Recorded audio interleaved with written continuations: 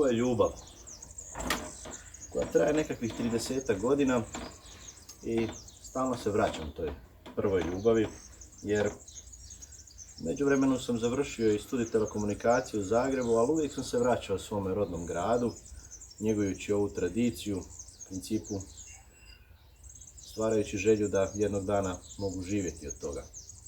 Izučio sam zanat kod gospodina majstora Stanešića, poznatog petrinjskog lončara, i od tada pa do danas vlasnik sam obrta Lončarstvo Val. I iskreno da vam kažem, zaista je lijep osjećaj kad osjetite glinu među prstima i kad znate da od ovako nečega komada zemlje možete napraviti nešto lijepo, kvalitetno i važno.